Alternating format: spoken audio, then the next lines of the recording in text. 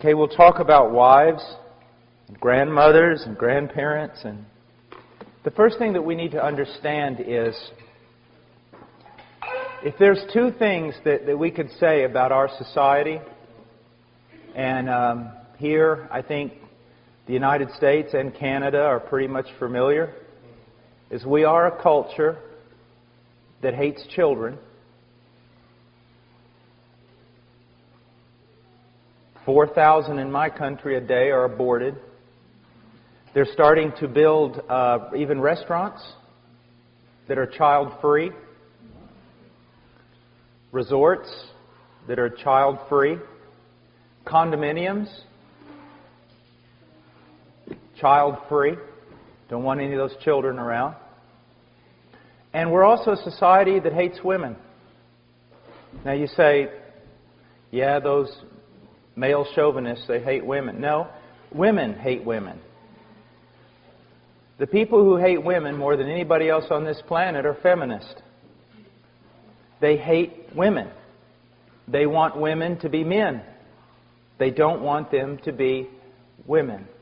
And any woman who says, I believe that it is my desire to be in my home, to raise godly children, to support my husband in the endeavors that he has to go through in order to provide for our family, any woman who does that is considered a failure in our society. She's looked down upon, and I know that from personal experience. I know the things that my wife has suffered, the things that people have said, because, you know, they say, why don't you help your husband? And she says, well, I do. No, why don't you get a job? I mean, as a minister, he doesn't make that much money. You could provide other things. You could... What?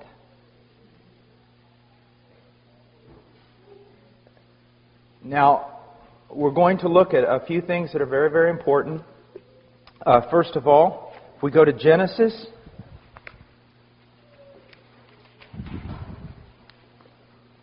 chapter 2.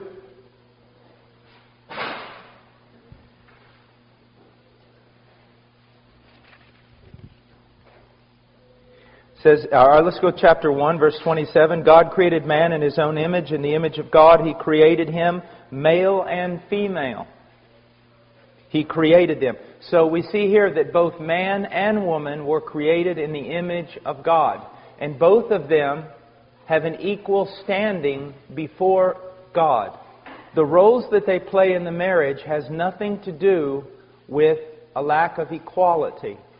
When we will get to the point where it says that a man is head of his home and a wife is to live in submission to her husband, it does not mean that the wife is less than her husband. It does not mean that. If you think it does, then guess what?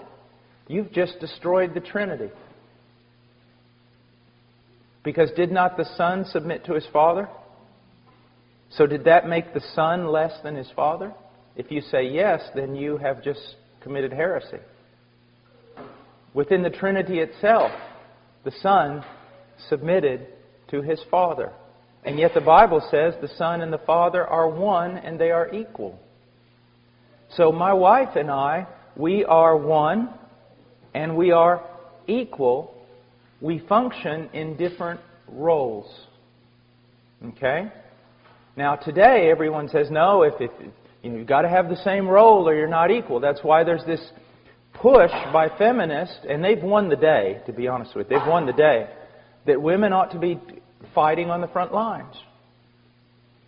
That women ought to be doing what men do in everything. And if you deny women that, then you're not treating them as equal. No, what you're doing is you're denying that men and women are different and that they were made different by a Creator God. We are different, and we were created for different roles. But we are equal. We're all made in the image of God. God blessed them in verse 28 and said to them, be fruitful and multiply and fill the earth and subdue it. That subdue the earth was also given to the woman. But there is a different role in subduing the earth. Now, I want to just for a moment, I want you to think, before we get to the idea of a woman submitting to her husband, I want you to just think about something. And this, men, this is also for you. let's say that there is a woman who looks at the biblical command of a woman submitting to her husband, and then she looks over at her husband. He's a guy who works all the time, but he works all the time not necessarily to provide for his family. He works all the time, and then he's with his buddies, and then he's getting all kinds of things for his hobbies, and he's all about what he likes to do. And in doing all the things he likes to do with all his buddies, he's basically neglecting his wife and his children. And a woman looks over at that and says to herself, I got to submit to that? To a selfish boy who basically lives for himself? That can really make a woman bitter. Now, but if a woman looks over and sees a man, and imprinted upon his face is, hallowed be thy name, thy kingdom come, thy will be done. She can look at him and she can still become embittered. Why? Because he can say that and basically say the same thing. I got to neglect you and our children because I'm all about the kingdom of heaven. How many pastors' wives have become embittered because the husband has sacrificed his family for Jesus' sake? Okay? And that's amazing because Romans 12:2 says that the will of God is perfect. And what it means is this: you don't have to disobey some of God's commands in order to obey the other ones. So you don't have to disobey what God commanded you to do with your wife and children in order to obey Him in what He commanded you to do in the ministry. But if a woman looks over and sees a man, and the man is, thy kingdom come, thy will be done, hallowed be thy name, and he begins to live that out within his closest relationships, that he strives that the kingdom come in his wife in fullness of joy, and he strives that the kingdom come into his children, and the woman sees that he sacrifices friends, hobbies, everything else for the sake of blessing his family, then a woman looks at a man like that and goes, with a twinkle in her eye, and says, yeah, I can follow a guy like that, who is selflessly giving himself away to his family. Sure. Do you see, men, again, the responsibility of leadership? You're saying, well, you're talking about us again. We wanted you to yell at our wives for a while. But see, again, if you're going to be, you know this, some of you men are over other men. You have jobs that place you over other men. If those men that are under you mess up, the boss doesn't go talk to them, does he? He talks to you. Your men messed up. They're under your authority. You see? It's the same way. And so, you know, this is something that is extremely important. Now we get to verse 23 of chapter 2, and he says, and man said, this is now bone of my bones and flesh of my flesh. She shall be called woman because she was taken out of man.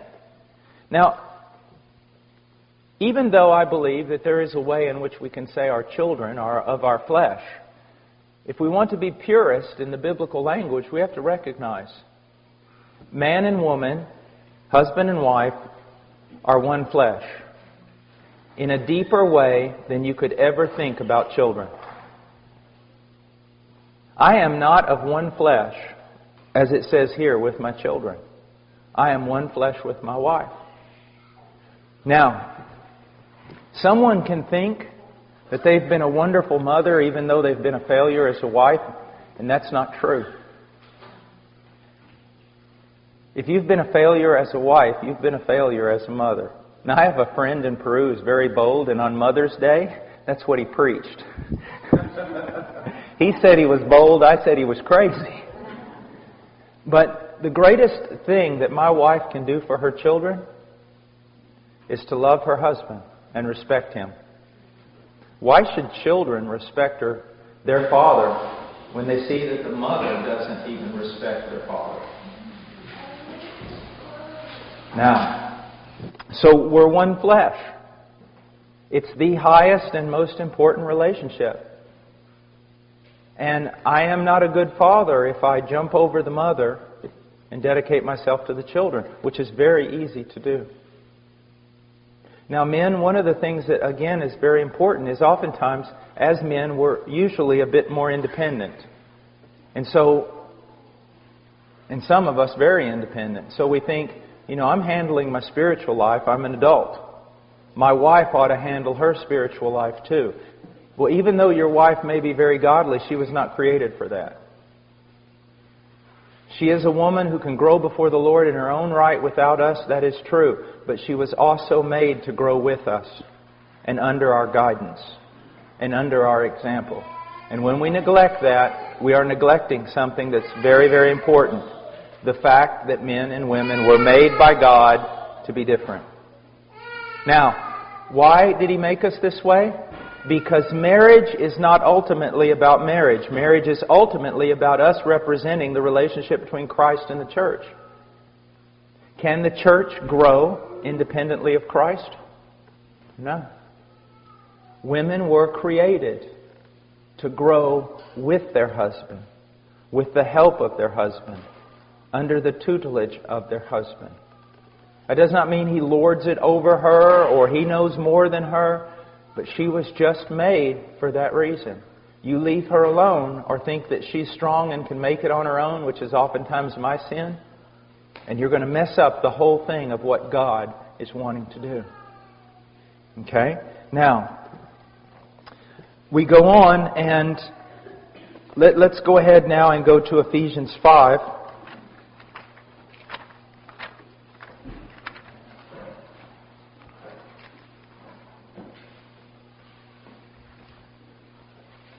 In verse 22, well, let's go to verse 21. And be subject to one another in the fear of Christ. So that's, believers are to be subject to one another in the fear of Christ.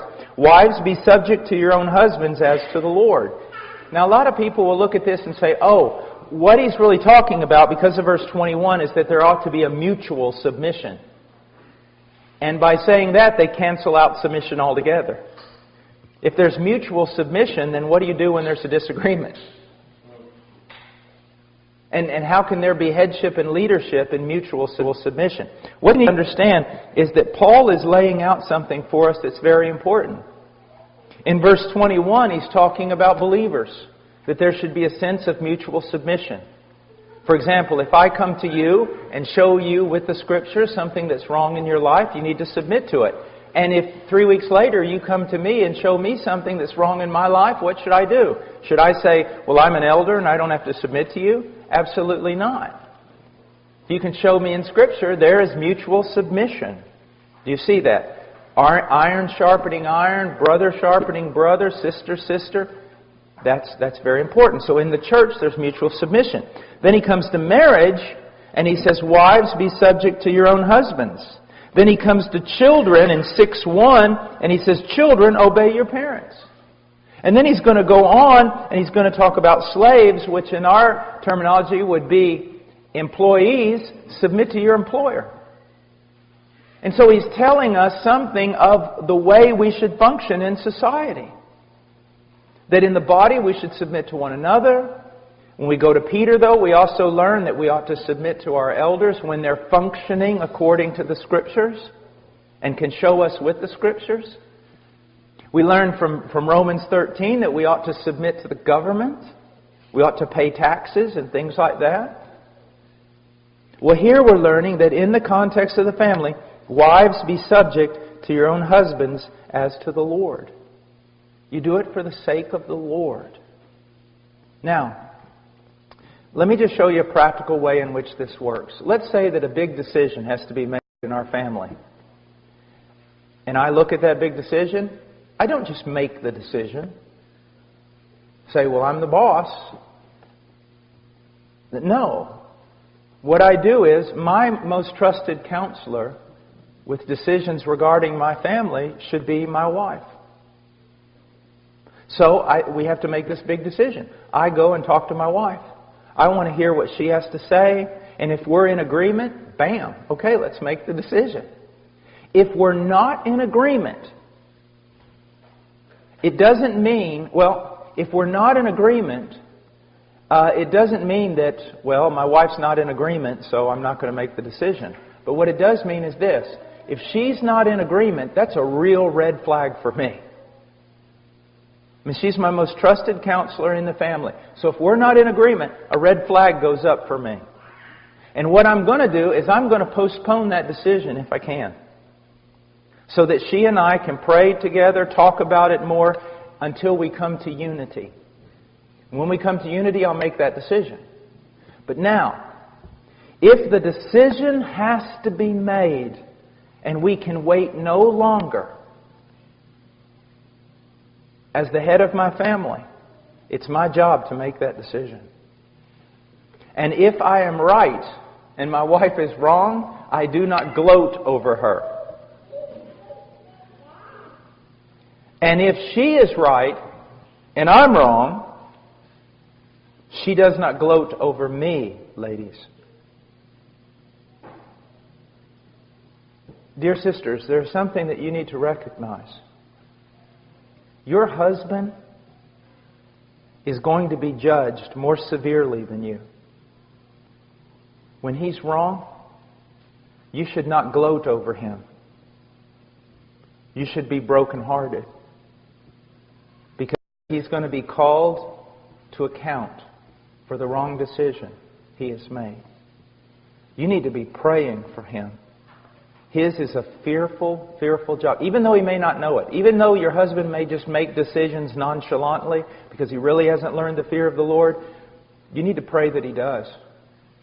And when he makes a wrong decision, you really need to be a blessing to him. It's a hard thing. It's a very hard thing. It's a dangerous thing. To whom much is given, much is required. Now, I want you to notice something here. It says, "Wives, be subject to your own husbands." And then, in the end, in verse 33, it says, "Nevertheless, each individual among you also is to love his own wife, even as himself, and the wife must see to it that she respects her husband." Now, it's interesting here that it doesn't say that wives are supposed to love their husbands. It says they're supposed to submit to them and respect them. And it's interesting that here it doesn't say that husbands are to submit to and respect their wives, but they are to love their wives. Now, that does not mean that husbands are not to respect their wives or that women aren't to love their husbands. That's not what it means. But it does tell us something that's very interesting. I do not need my wife to call me 3 times a day and say, "Honey, I love you." I don't need her to send me flowers that says, "I love you." I mean, I'm sorry, I just don't need that. I don't. What do I need? I need my wife to respect me. That's what I need. As a man, I'm made different than a woman. I need my wife to respect me. The whole world. I can wake up one morning, and sometimes with the internet I feel like I do, and every person in the world standing outside in my yard with "Down with Paul" signs. Paul should die. Paul's a false prophet. Paul's this. I mean, I get everything you can imagine. That really doesn't affect me. What does affect me is when my wife, when I feel as though she does not respect me. That kills me. It takes all the strength out of me. You want your husband to be strong? Respect him. Honor him. Now, here's an interesting thing. But it does say that the husband should love his wife. What does the wife need? Constant reminders of that she's loved. She needs constant reminders that she's loved. You say, "Well, I'm just not the kind of guy that says that stuff." I know you're not. Repent. But here's our problem. Here's my problem. We get to thinking that our wives are like us. Well, I don't need someone telling me they love me all the time. I don't need affirmation in that area. And so we don't give it. Not because necessarily we're just terrible husbands. I'm telling you, we've been raised in a culture where we've been led to believe that we're just alike, men and women. And we're not. We're not just alike. Now, my wife needs respect, your wife needs respect, but primarily what they need is an affirmation that they are loved, especially today. I mean, a woman's not even worthy of love in today's culture unless she's 5'10" and weighs 7 kilos or something. You know what I mean? You know that, right? We say she's not even worthy of this kind of stuff. That's only for very special women. And that's the kind of, your women, your wives constantly are looking at women in magazines who aren't even real. And they're going, I don't look like this. You know Cindy Crawford, the famous supermodel? She said something one time that was really wise and true. They were interviewing her, and she said, what you need to understand is Cindy Crawford doesn't look like Cindy Crawford. And they said, what do you mean? She goes, do you really think my legs are that long? You know, they can do great things with a computer. And when I'm bent over like this with a beach ball, yeah, I've got a little roll of fat here too, but they can move that away. They can take that off. And so what happens is, just normal women are being compared, and they compare themselves to these pictures that aren't even real. Not even the supermodel looks like that. And they walk around going, how could my husband love me? And then, if they walk in the living room, and the husband is watching a television show where the women do look like that, don't think, man, that doesn't impact your wife negatively. That it doesn't make her think again, am I even loved? So we need different things. We need different things.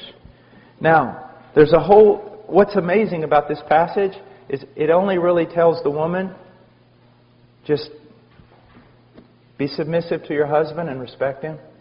And the whole chapter is about men and how they're supposed to die to themselves and love their wives as Christ loved the church. So, again, we see that the greater responsibility is where? It's upon the woman. Upon the man. It's upon the man. Now, I want us to look over, like I said, this is so full of truth. It's unbelievable. But we just don't have time to catch everything. I want us to go over for a second to 1 Timothy chapter 2, verse 9.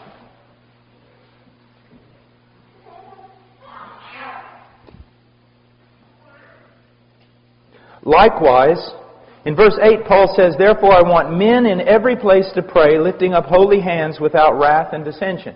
All right, now notice, men are prone towards wrath. Impatience, anger, fighting, dissension, this type of thing. Then he goes on, he says, I don't want that out of you. I want you lifting up holy hands. I want you living a life of prayer. I want you to be in unity in your prayer. But now he goes to 9, he says, likewise, I want women to adorn themselves with proper clothing, modestly and discreetly, not with braided hair and gold or pearls or costly garments. Whoa. Well, hold on there. And this is something, I'm going to be very honest with you, that my wife and I have been, we've really been struggling with this. Not that we don't want to obey it. We want to make sure we know what it means. Because what does it mean? Because we've been given some terms here, and they're not, we almost look at this and say, why didn't you give us more? Give us a rule. Give us, something that we can just follow. But I want you to look at some things. I want you to see, first of all, likewise I want women to adorn themselves. Now, he wants women to adorn themselves. Okay? So adornment's not bad. But that adornment, we're going to see, is in verse 11. In verse 10, it's good works, godliness, a quiet and submissive spirit. Now, but let's go on. He says, I want women to adorn themselves with proper clothing. That tells me that there is clothing that's improper for a Christian woman. All right? I mean, that's just logic. There is clothing that is improper for a Christian woman. Now, he says, the clothing must be modest. Modest. This is very important. It's literally proper clothing with modesty is the way it goes in the original text. So, with modesty. My wife has a really good thing that she says, and she goes, if your clothing is a frame for your face from which the glory of God is to shine, it's proper.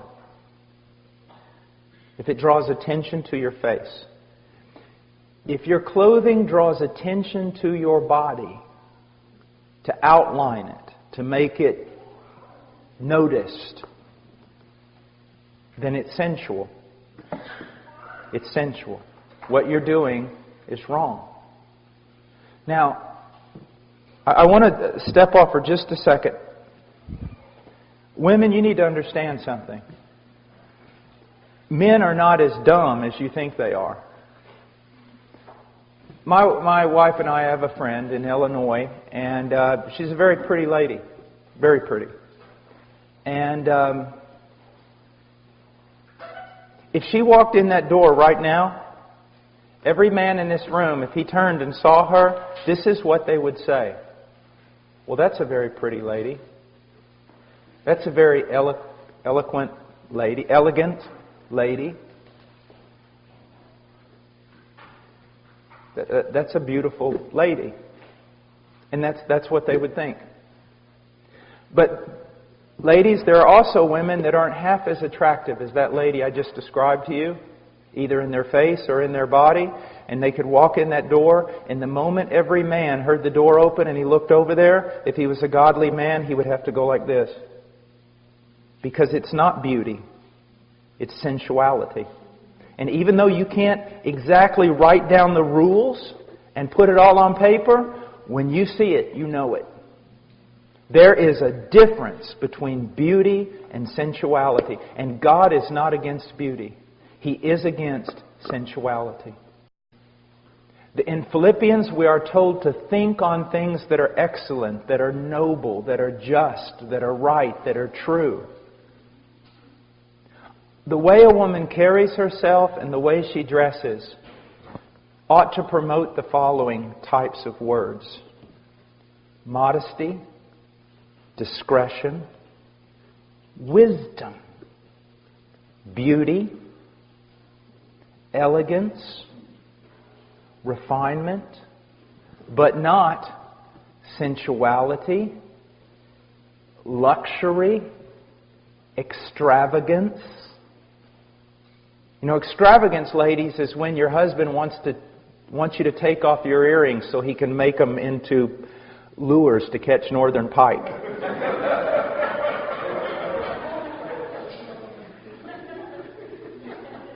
Now, ladies, this is, I've been giving your husbands a lot of tasks. Let me give you one. Seek to find out what this means and go wherever the Lord shows you.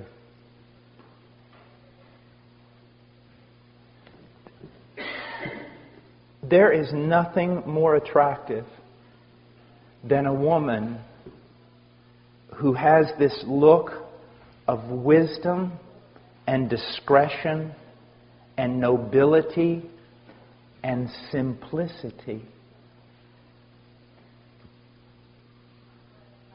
Simplicity. It's just a simple beauty about her. Now, I was teaching in Romania, I guess it was about 2 years ago, and I was at a university. I think it was Brașov, University of Brașov, I think, or something. And it was Europeans, just European techno-punk kind of stuff, All these all these college students come in there and everything. There's a whole room full of them. And there was a bunch of girls there at the bottom of the auditorium in the first rows, purple hair, nails through their nose, just stuff like that, And I looked at them, and I didn't get angry. It just really broke my heart. You know, you just look at these little girls, and you think, oh, Lord, you know, where is their father? What's happened? And this is what I did. I looked at them and I said, how many of you have seen the movie Pride and Prejudice? BBC, or the recent one with Keira Knightley, or how many of you have ever seen that? Or seen Sense and Sensibility? You know, those two movies. And most of them went, you know, I have. And I said, after you saw that movie, those movies, did you feel sad? Kinda? And a lot of them went, well, yeah, I did. Come to think of it, when I saw those movies, I felt sad. And I said, do you want me to tell you why? And they said, sure. I said, because much of what you saw in that movie has been killed in you. It's been killed. There was a time when people dressed for the sake of beauty. Now it's for the sake of lust. It used to be refinement. Now it's grunge. And I said, isn't it amazing that even though this really didn't happen in the movie, this was kind of the thing the movie gave you. Like if a girl was standing there and she reached for a book, let's say a 19-year-old girl, and she reaches for a book, and the moment she reaches for the book, a boy also reaches for the same book, and his hand crosses her hand like this just by accident, and guess what happens? The moment that happens, she almost loses her breath, she flushes, and has to leave the room. Look what they've done to you. Look how they've robbed you. And you've allowed yourself to be robbed. The young man, his heart's beating and he doesn't even know what to do. Just jumps out of a window. The young girl is all flush and she's just feeling all these emotions that are just about to explode in her heart, and tenderness and innocence and all these things that have been killed in you, young lady. They've been killed. Sin causes death all the time. It kills everything. It kills beauty. It kills poetry. It kills refinement. I would challenge you to get into the Scriptures, and it is a difficult task, because you start asking yourself a question, well, what is it?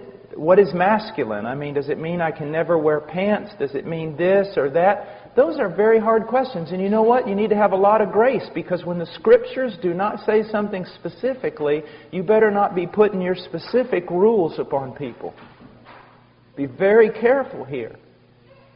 And as you know, I mean, my wife's here. She doesn't dress like a Puritan or something. But at the same time, I can tell you that she and I are in a transition. Because we've honestly, you get around to trying to look at different aspects of your life. And one of the things is, what is it supposed to look like to be a feminine, beautiful woman with discretion and wisdom and nobility? And you could dress a woman in a skirt that went all the way down to her heels, and she could still be sensual and ungodly. I mean, nothing's going to cover up a wicked heart. But how should the daughters of God dress themselves? And some people have gone really, I think the other side, and they just wear, denim skirts and white tennis shoes and, put their hair a certain way, and everybody's a homeschooling mom. I don't think that's what the Scriptures had intended either. But I will tell you this. Take simplicity. Take modesty. Take discretion. Put within that beauty and elegance. Throw away from it all sensuality and luxury and extravagance, and try to find, where does the Lord want you to be? And I'll tell you this, just as a man. A woman who most people would say is not that attractive in her face or in her body. If you see nobility in her, if you see discretion and wisdom in her clothing, in her way of being, it is attractive. It is pleasant. It is. It is. A noble, virtuous woman who just doesn't have it on the inside, but it affects the way she dresses, it affects the way she holds herself. And young ladies that are here, man, boys don't play with you. They don't wrestle with you. They don't come up and grab you around the neck. They don't do all these kinds of things. You are very special, very proper. Not in that wrong sort of way. There's a dignity to you. So don't allow the world to tell you how to dress because they just want to make you sensual. Don't tell people how don't let people tell you how boys are supposed to treat you. Let God tell you. And you demand that. Now, fathers, here's something else. If you treat their mother very poorly, then don't expect your daughter to rise above you in the mate she chooses. She needs to be able to look at you and then look at all these 20-year-old boys that haven't got, the brain God gave a goose. She needs to be able to look at them and go, "You do what?" When that boy says, "I love you." "You what? Love me?" You can't even spell the word love. Go look at my dad. Follow him around for 2 years. He'll show you what love is all about. Do you see? Guys, we do such a disservice to our daughters. We all do. When we neglect their mothers or treat their mothers common. So don't be angry one day when some guy comes along and treats your daughter as common. Now, look what it says here. It says, not with braided hair or gold or pearls or costly garments. Now, does this mean, as some has interpreted, a woman can never braid her hair? Well, if you go into the Greek world, you will see some braiding that went on that literally, it was frightening. The woman looked like Medusa. I am not kidding. They braided hair they would spend days braiding this hair up. And it was going all over the place. It looked like snakes coming out of her head. That's what Satan will always do to a culture. What he's talking about here is not that you can't braid your hair. He's talking about just the simplicity of it. Not extravagant. And then there's gold and pearls or costly garments. Now, what does this mean?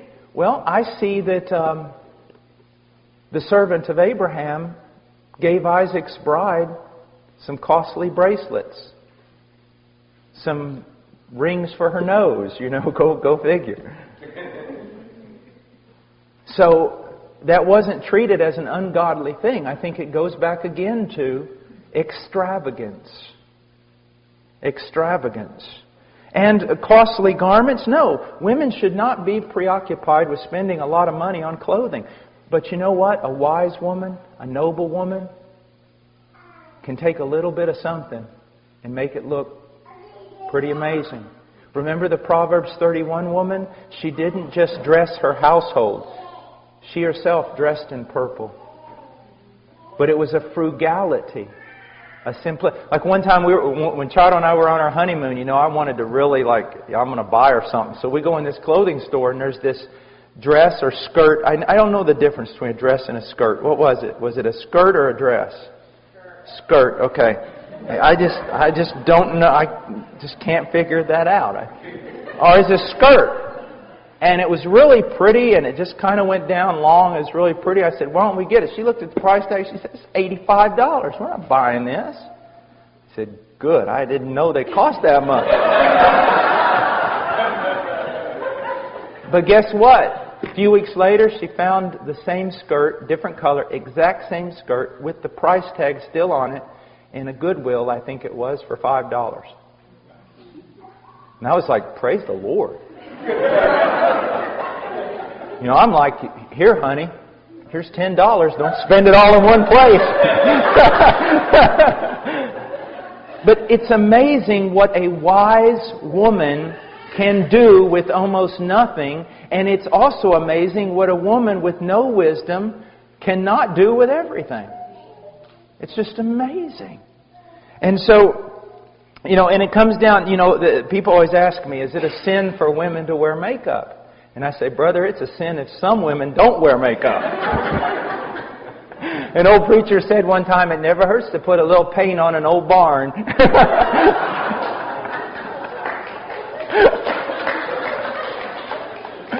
But now here's the point again. You can see when a woman uses makeup and there's discretion. And you can see another woman that looks like she just lost a paint gun war. And that's just what it comes down to. And then there needs to be a lot of grace when you make your decision. I remember one time I'd preached in Romania and God had really moved and saved a bunch of people and the meetings were all extended. And then the next year I came back and I brought my wife.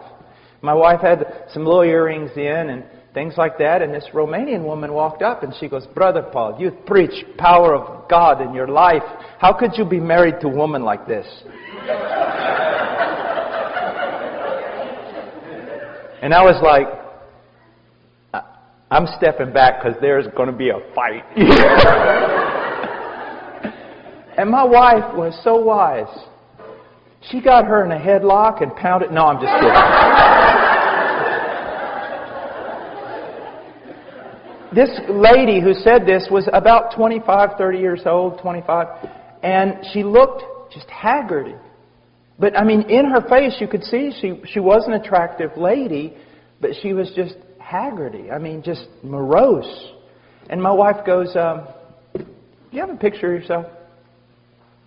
The lady goes, yeah. Before I was converted. Charles said, can I see it? Lady said, yeah. Charles looked at the picture and it was a vibrant young lady, smiling, happy. Charles looked at it and she gave her back the picture and she said, I liked you better when you were lost. And then she came back to her and said, is this what Jesus does to a person? Kills their joy? Makes them mean-spirited? Okay, you don't have any makeup and you don't have any earrings on. But you look, she didn't say this, but I know she was thinking it. You look like a zombie from the Dawn of the Dead movie. The fact of the matter is, this woman was in bondage. She had decided that she should wear longer dresses, and I think that's wonderful. And she had decided that you need to be very careful. I think that's wonderful. But look what she didn't have. She didn't have the good works as is proper for women making a claim to godliness. She didn't receive instruction well, and she wasn't submissive, and she didn't have a quiet. There was just no joy. There was no fruit of the Holy Spirit. So see, you can go through your wardrobe and decide what's decent and what's not, but if inside your heart is not right, you can't cover up your sin. You can't. Now, I want us to look over at 1 Peter chapter 3.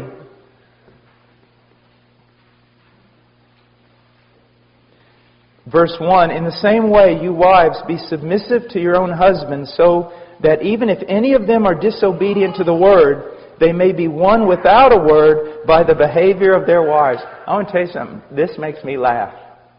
You think God isn't all wise? God, look what He says. He says, if any of them are disobedient to the word, He said, wives, they may be won without a word. How do women seek to change their husbands?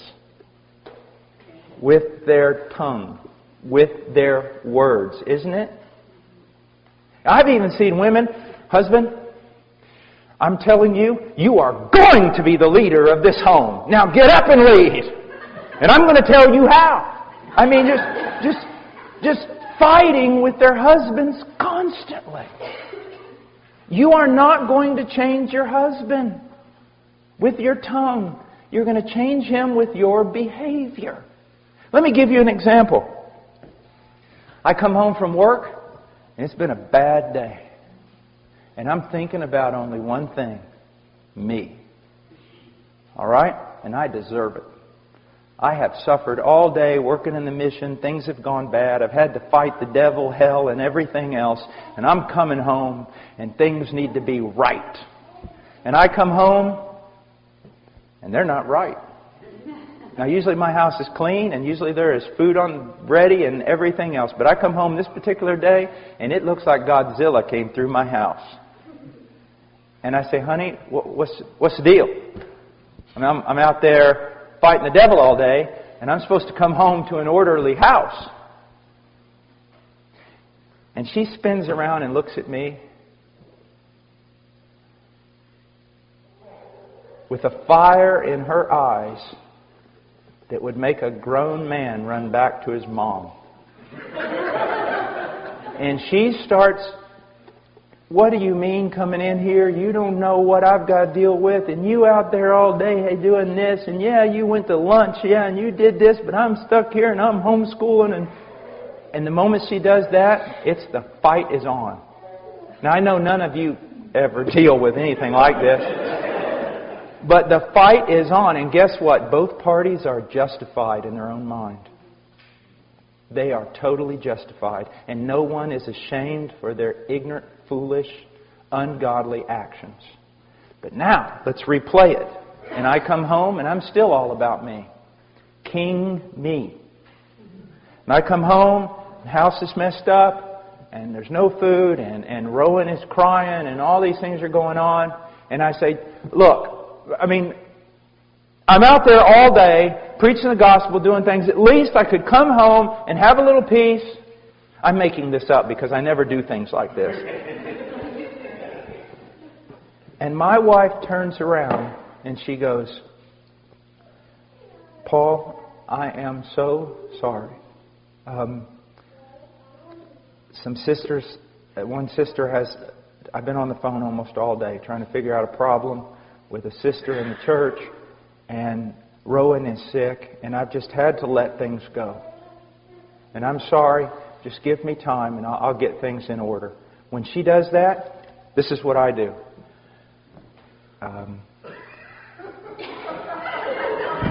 I go outside, go into my workshop, find oak is usually the preferable wood that you want.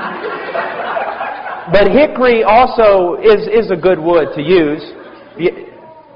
And you take it with both hands like this, and then you go wham, wham, wham, wham. And then you crawl back into the house and you ask for forgiveness. Look what she's done.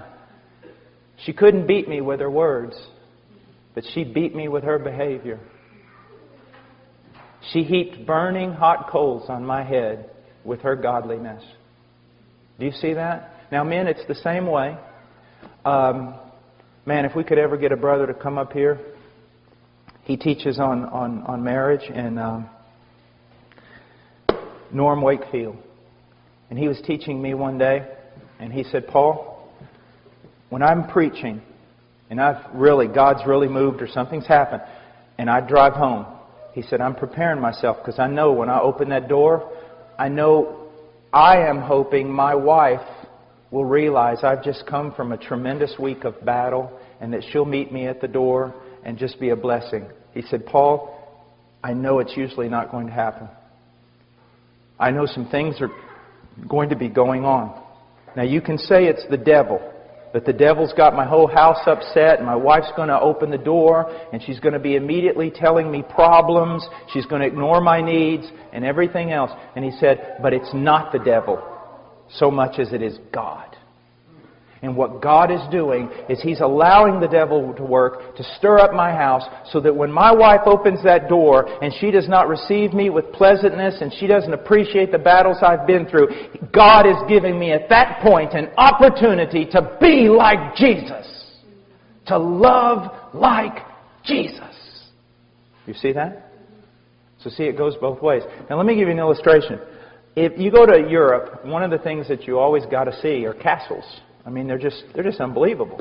There's something unusual about castles. The front door of a castle is like really big on the first floor. I mean, it's huge. I mean, 25 guys walking abreast can go through that door. It's a big door. What's amazing, you go up to the second floor and the stairway is about this big. And the door at the top is like this tall, like this big. You're like, man, if that wasn't an architectural oversight, why did they do that? Well, here's the way. Here's the reason. Let's say that there's a bunch of people in the castle, and they're in there locked up because there's an army, a gigantic army outside the castle. Well, that gigantic army, it storms that door, the first door, and 25 men leaning against that door, and they push it in, and here comes the whole army, floods into that first floor. And let's say there's only 10 people in that castle. But the army's 300 men. And they've just busted through the door. All the people in the castle, the 10 people, they run up that narrow stairway. Now here's what you need to understand. That stairwell is so narrow that it just takes one man with a lance at the top of that thing to hold off an army of 300 men. Because all 300 of them can't get up there. Only one at a time. I just described your marriage. Women, your husband is sitting in his castle, and he's just having a good old time. He's sitting in his lazy boy chair. He's watching football or a hunting program. And you have had enough. All right? So you storm the castle door. And what does he do? He does what every man ought to do. He runs. He runs straight up those stairs. I like what one man said one time. There's these 3 men and they're all talking about, my wife, she submits to me, and my wife submits to me. And this other guy goes, you guys are a bunch of wimps. When my wife talks to me, she gets down on her hands and knees. They said, really? Yeah, she gets down on her hands and knees and she looks under the bed where I'm hiding and she says, are you going to come out and fight like a man or stay there all day?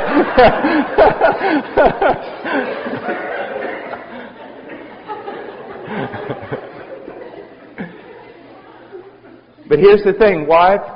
Your husband sees you, sees that double-edged sword coming out of your mouth, and he runs up, and he's got his lance, and you coming up that stairwell. And you're coming up that stairwell fighting with him. That tongue of yours is moving like a weed eater. And the whole time you're giving him the rights. You're just telling him the way it ought to be. The whole time you're doing that, you're also praying. God, why don't you help me with this man? God, why don't you help me with this man? God, why don't you do what you need to do? Why don't you change this man? God, I can't understand. And every time you say, God, why don't you help me with this man? God's going to get out of the way. And you're like, oh, I'm not getting out of the way. And you just keep fighting. God, why don't you get up here and help? God goes, there's room for only one. Get out of the way. And you won't get out of the way. Because you'd rather just wag that big dangerous tongue of yours than you would get out of the way. I thought about writing a book. I'm still thinking about writing a book to wives on how to act in such a way so that God will kill your husband. I'm just afraid it'll be a bestseller and we'll have a lot of men dying. But you remember what God says in Romans? Well, in Romans 12, give place to the wrath of God. Get out of the way. It says, don't deal with your enemies. Don't fight fire with fire. If someone does evil to you, don't do evil back. Just get out of the way. And what God is telling a woman is this. Continue in your godliness. Continue in your quiet spirit. Seek to honor Him as much as you can. And call out to me. And I will be your help in the day of trouble. God changes people. And this works the same way with husbands, except more so. Husbands, you are called. The wife is never really called to be an example to her husband. But the man is called to be an example to his wife. You want your wife to change? Be an example. Be an example. And brothers, you know, I hate teaching this because it just points out my own errors. But I'm not teaching it because I live it perfectly. I'm teaching it because it's true and I need to hear it every day. And so do you.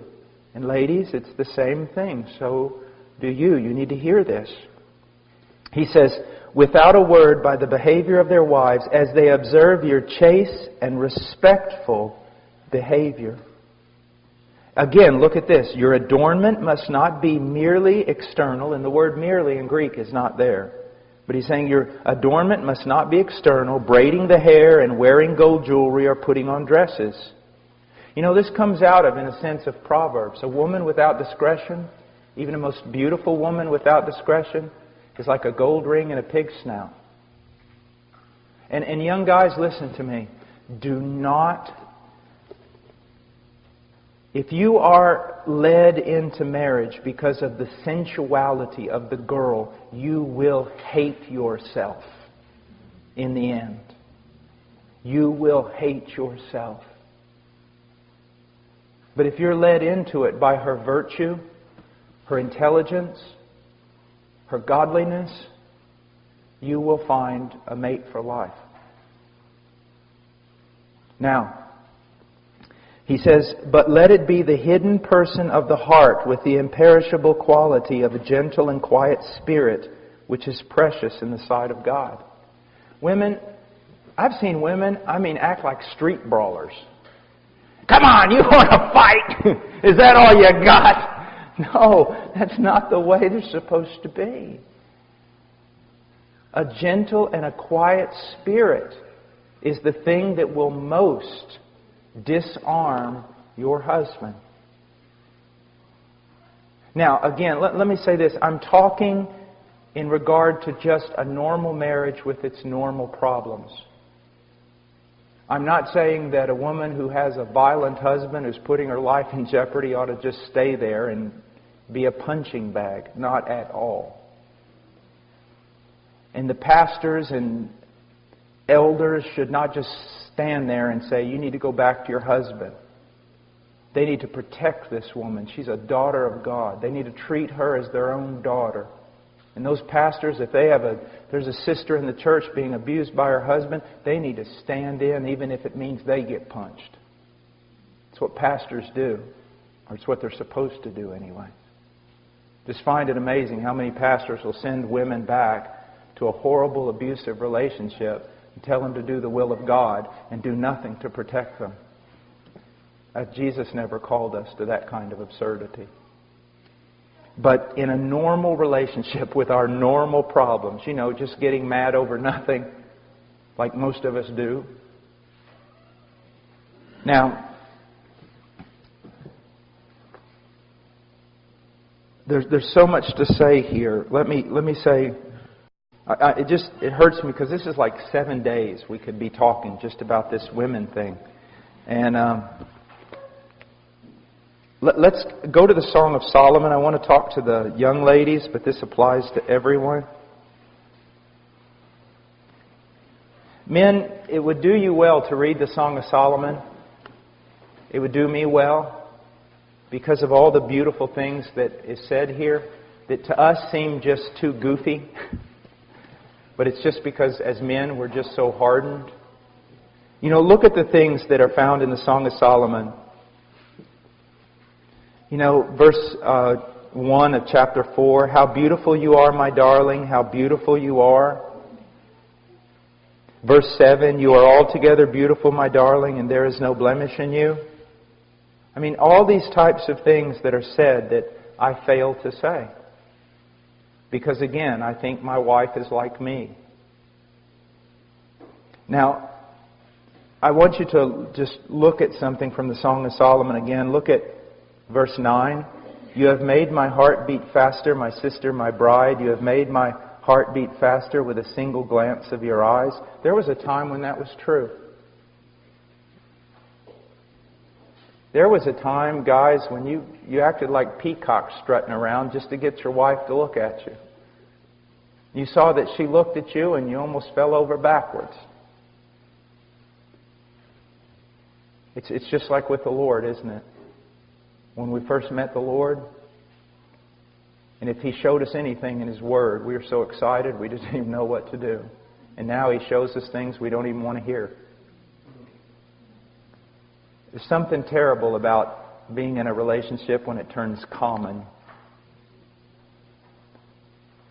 Now, another thing I want you to look at here in verse 9. He says, you have made my heart beat faster with a single glance of your eyes, with a single strand of your necklace. Now, you say, Brother Paul, what does that mean? Well, first of all, let's look at it as with Christ and the believer. He says, you're altogether beautiful, my darling. Why? Because He shed His blood for her and cleansed her. Notice that He did not die for a perfect bride. He died for a soiled one, and He made her perfect. Husbands, that's a good thing, isn't it? It's a very good thing. Also, husbands, you think your wife doesn't love you like she should? Guess what? It's your fault. You say, why is it my fault? Listen to what the Bible says.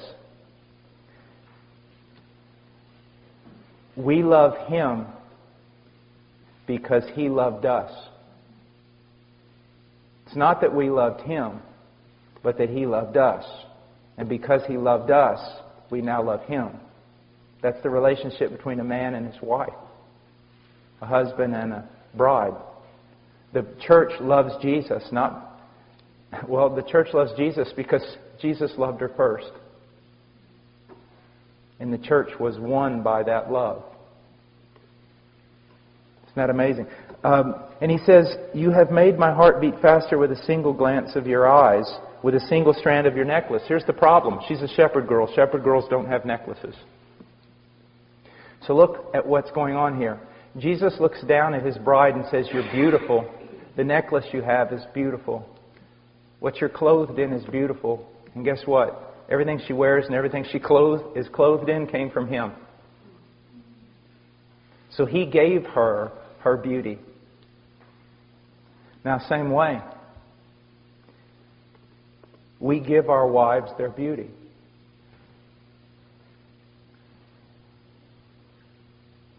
That's why he talks about washing your wife in the Word in Ephesians 5, and that Jesus is washing His bride in the Word in order to present her before Him as spotless.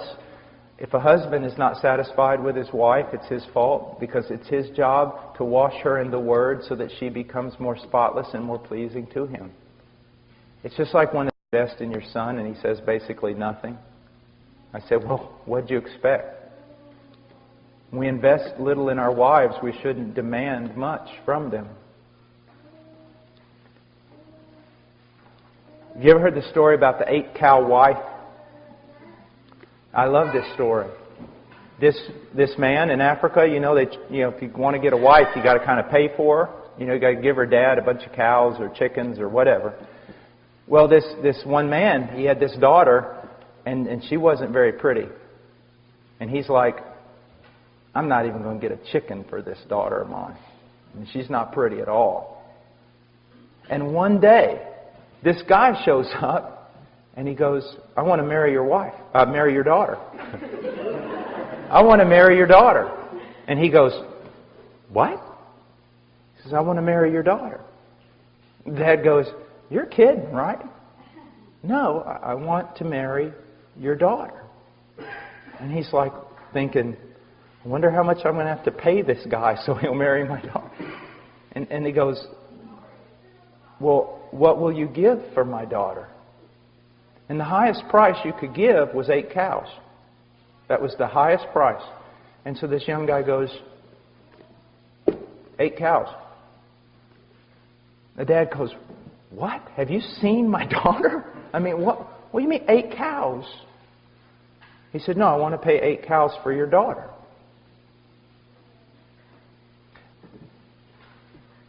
And so he did. And it was the talk of the town. And talk of everybody. I mean, that's unheard of, an 8-cow wife. Guess what? She came to be known throughout all the land as the 8-cow wife. And guess what? She became also the most respected woman in all the tribes. Someone valued her, and she lived up to that value.